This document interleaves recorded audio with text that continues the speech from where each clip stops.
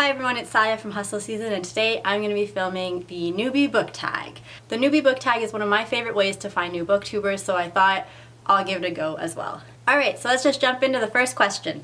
Number 1.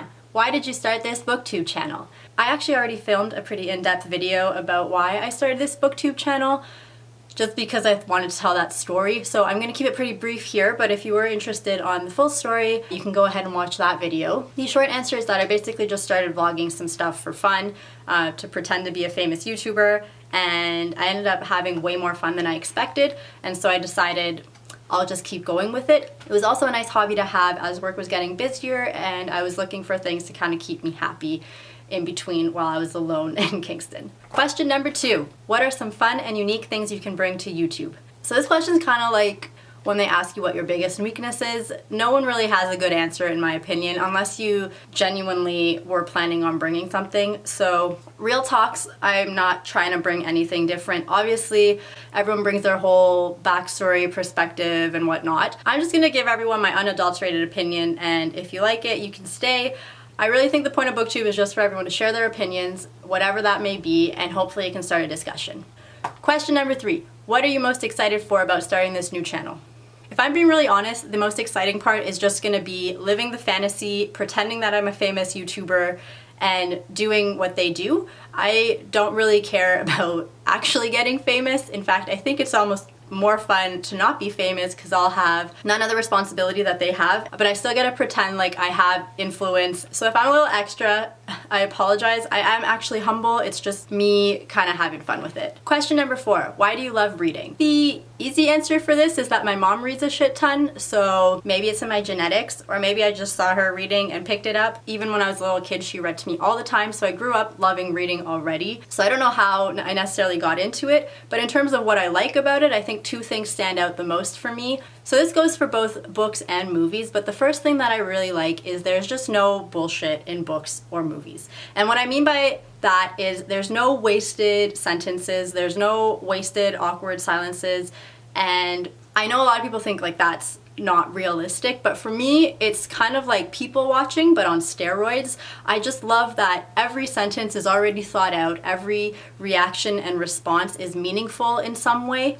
So for example, one of the things I hate the most is small talk. I realize that it bridges that like awkwardness between just meeting someone and then making them feel comfortable with you so that you can get to know them later, but to me it just seems like such a waste of time. Even the answers you get are usually basically the same thing, if not variants of the same answer. So the thing I like about movies and books is that it kind of just cuts away all of that nonsense in the middle. Even if you think about how they don't say hi and bye when they're on their cell phones, obviously in real life you always say those things, but it's just kind of nice to skip all of that and literally just get to the meat of whatever they're trying to say. And I just find I can spend half an hour reading a book and maybe you're 100 pages in and you already know what this character's biggest fears are, what their likes and dislikes are. And yet if you spend half an hour talking to someone, it's possible you don't even know them by the end of that. Obviously for some people that's like a fun puzzle to try and break, but for me it's just a lot of effort and no return. Whereas when you read the books, it really feels like you've met and gotten to know a person and you didn't even have to share anything about yourself. Maybe I'm just really lazy, but that's why I like books. The other thing I like as well is a bit more, I guess, like anthropological or maybe philosophical, but it's just the idea of seeing how people would react to situations that we're probably never going to face in real life.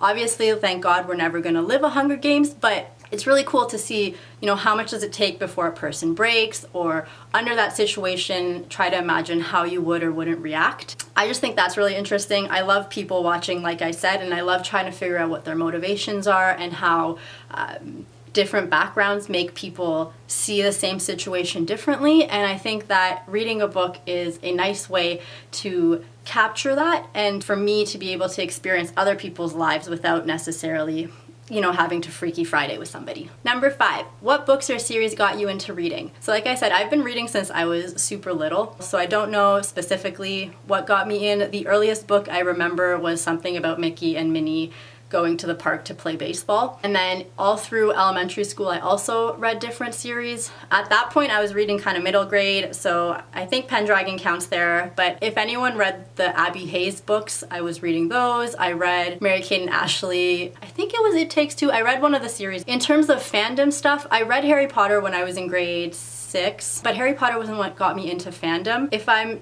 talking strictly fandom stuff, it was in grade 9 when Twilight came out. I read that, and that was the first time I was truly like obsessed with something. I would take those books into the washroom because I could not put them down. That was also the first time where after reading the book, I was almost active online. So at the time, Stephanie Meyer had a website, and I would check it religiously for just different updates about her books, about touring and things like that. It was also the first time I went and met an author. So I think Twilight kind of was the first time I was obsessed with something. And then I read Hunger Games soon after that, only because it was, I think Stephanie Meyer recommended the Hunger Games on her website at some point, and that's why I got into that one. After that, I went to university and stopped reading just because of school and things like that. So I didn't get back into reading until much later, like 2014. A lot of YA's growing had finished at that point, but then I was working in Korea and I started reading the Divergent series, and I just fell in love again with that obsessive feeling where you cannot put a book down and you spend the whole day thinking about what's happening and you kind of live in that world for a long time. So I'd say Divergent got me into my current reading mood. Before that, Twilight was the first thing that got me into fandom and being online and interacting with people online about it. But earlier than that, I was reading. I've been reading my whole life. I just wasn't very social about it. Question number 6. What questions would you ask your favorite booktubers?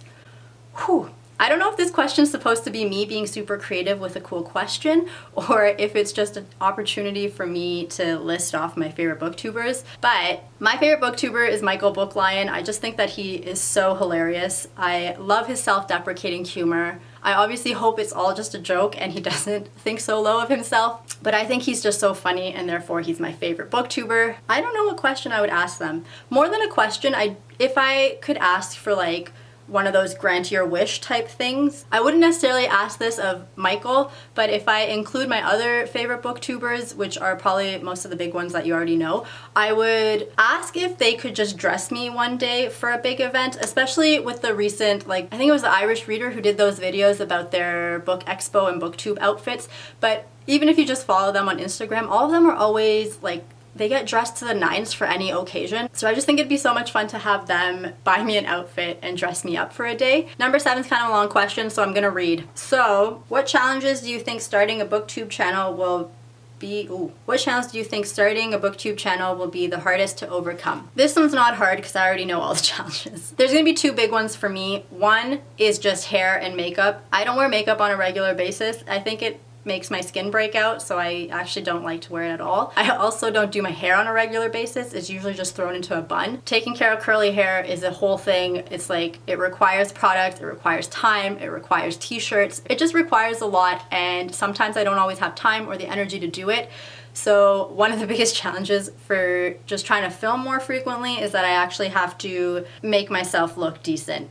That might go away, to be honest. As I get lazier, that might disappear. The second biggest challenge is just time. My work is pretty demanding. I can work anywhere from like 60 to 100 hours a week. And on top of that, I'm supposed to be studying for exams. My exams are roughly every 6 or 7 weeks. So when I combine work and study, there's not a whole lot of time left for me. And in that time that is left, I need to divide it between cooking or eating, sleeping, going to the gym, any other chores I need to do, and then filming and editing. Everyone always says if you want to grow your YouTube channel, just try to be consistent. I will try, but I highly doubt it. And the thing is, I don't want to treat this like work. I really just want to do this as a pastime for fun. So I'm putting no pressure on myself right now to make a lot of videos. I'm just gonna try to film when I can, edit when I can, and see how much I can get done. And since I don't get a summer, I'm working through the entire summer, so we'll see how this goes. Question 8, when did you start reading? I already answered this question. There was no when, it just was. Next question, number 9, where do you read? I read in a lot of places. When I was younger, I'd literally read anywhere, like anytime I go, literally anywhere.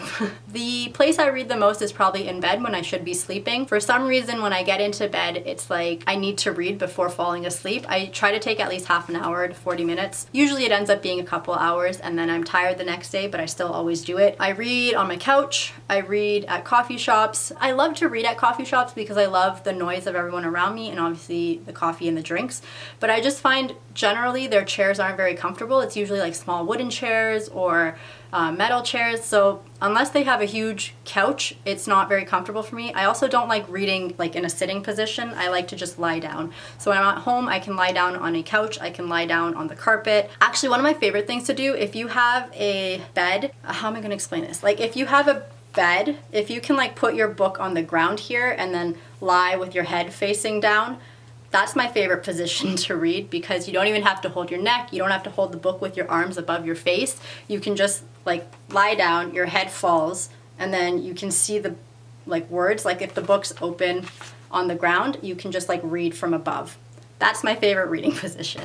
If not, reading on my side with like the book like this, so I can read like this, and I'll literally flip-flop between sides so that I don't have to hold the book above my head.